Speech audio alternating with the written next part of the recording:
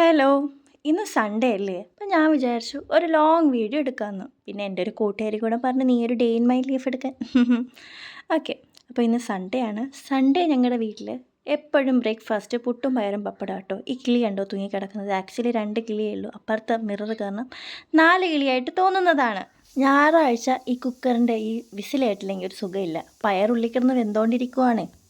പുട്ടിൻ്റെ കൂടെ ഏറ്റവും നല്ല ഹെൽത്തി ആയിട്ടുള്ള കോമ്പിനേഷൻ പയറും പപ്പടവും അല്ലേ? പപ്പടം ഹെൽത്തി ആണോ? അല്ല.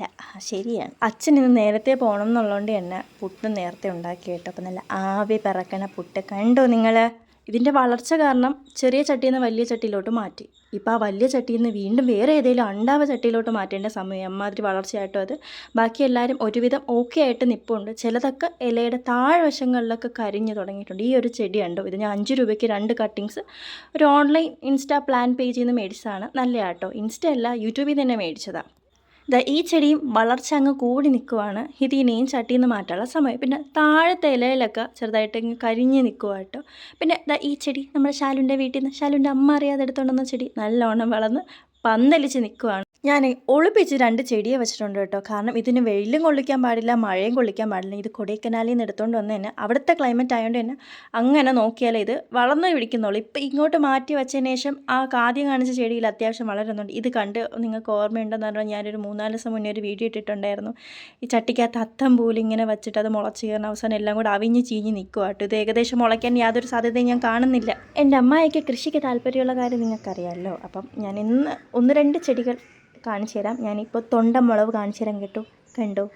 ഇതിൽ മിക്ക തൊണ്ടമുളക് മുകളിലോട്ടാട്ടോ വളർന്നു പറഞ്ഞാൽ താഴോട്ടല്ല, മുകളിലോട്ട് ഇങ്ങനെ കുന്തനെയാണ് നിൽക്കുന്നത്. രാവിലെ തന്നെ നല്ല വെയിലാട്ടോ. ഹലോ. അതായത് ഞാൻ പറയാൻ വന്നത് ഇത് പോണത് ബീൻസ് ആട്ടോ. വേണ്ട ഉണ്ടോ? ഓക്കെ. ഒരു 2 മാസം മുന്നേ ഞാൻ ഇവിടെ കൊടൈക്കനാൽ വരെ പോയിട്ടുണ്ടായിരുന്നു. അവിടെ പോയി വന്നപ്പോൾ ഞാൻ എന്ത് ചെയ്തു, എൻ്റെ അമ്മായി അമ്മയ്ക്ക് 1 കിലോ റാഡിഷ് മേടിച്ച് കൊടുത്തിട്ടുണ്ടായിരുന്നു. ഇവിടെ നിന്ന് കിട്ടാത്ത സാധനമല്ലേ. അപ്പം ഞാൻ 1 കിലോ മേടിച്ചിട്ടുണ്ടായിരുന്നു. അപ്പം അമ്മായി പറഞ്ഞു കറി വെച്ചു എന്ന് പറഞ്ഞു. എന്നിട്ടൊന്ന് ഒരെണ്ണം ഞാൻ നട്ടിട്ടുണ്ട് എന്ന് പറഞ്ഞു കേട്ടോ. അപ്പോൾ പിന്നെ ഒരു ദിവസം ഞാൻ ചെന്ന് നോക്കിയപ്പോൾ അതിൽ ഫുള്ള് പൂത്ത് നിൽക്കുന്നു. ഒരു വെള്ള കളർ പൂവൊക്കെ ആയിട്ട്. നമ്മുടെ വീട്ടിൽ പൂച്ചെടി മേടിച്ചാലേ അത് പൂക്കത്തില്ലല്ലോ. ഇത് അമ്മാതിരി പൂത്ത് കാച്ചി ഇങ്ങനെ കിടക്കണം, കൊല മാതിരി. ഞാൻ അത് കാണിച്ചു തരാവേ. ഇതാട്ടോ റാഡിഷ്. അമ്മ ഇങ്ങനെ കൊണ്ടങ്ങ് നട്ടു. ഈ ഒരു 1.5 മാസം കൊണ്ട് ഇത് എന്ത് വളർച്ചയാണ് വളർന്നെന്ന് എനിക്കറിഞ്ഞൂടെ. വളർന്നങ്ങ് പന്തലിച്ച് കാച്ചില്ല, പൂത്തങ്ങ് കിടക്കുവാണ്. ഇതാട്ടോ എൻ്റെ പൂവ്. നിറയെ വെള്ള കുഞ്ഞു കുഞ്ഞു പൂക്കൾ വന്നിട്ടുണ്ട്. നല്ല രസമുണ്ട് കാണാനായിട്ട്. കണ്ടോ? ഇതാട്ടോ. അമ്മ ഓൾറെഡി ഇഷ്ടം പോലെ വളം ഇട്ട് വെച്ചിട്ടുണ്ട്. ഡെയിലി അങ്ങ് എടുത്ത് കഴിച്ചോന്ന് പറഞ്ഞു. പിന്നെ രാവിലെ ഒരു 10 മണിയൊക്കെ ആയപ്പോൾ ഞാൻ നേരെ എൻ്റെ വീട്ടിലോട്ട് ചിക്കനൊക്കെ മേടിച്ചിട്ട് പോയി കേട്ടോ. കാരണം സൺഡേ അല്ലേ. ഞങ്ങളുടെ വീട്ടിൽ സൺഡേ ചിക്കൻ വയ്ക്കാറില്ല, പക്ഷേ പ്രത്യേകതയുണ്ട്. അതൊക്കെ പിന്നെ പറയാം.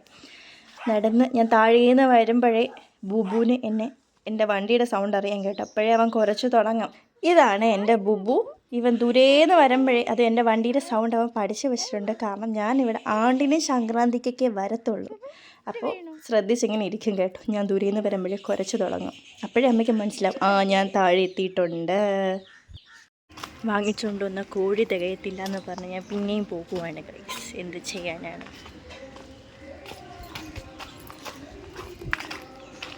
ഇതിന് ഇവിടെ ഒരു കോഴി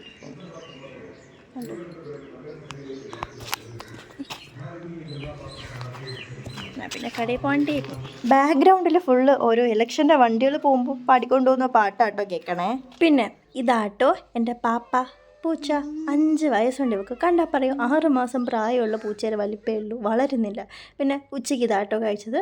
വാങ്ങിച്ചുകൊണ്ടുവന്ന കോഴി ഇതോ ചിക്കൻ കറിയായിട്ടിരിക്കുന്നത് കണ്ടോ.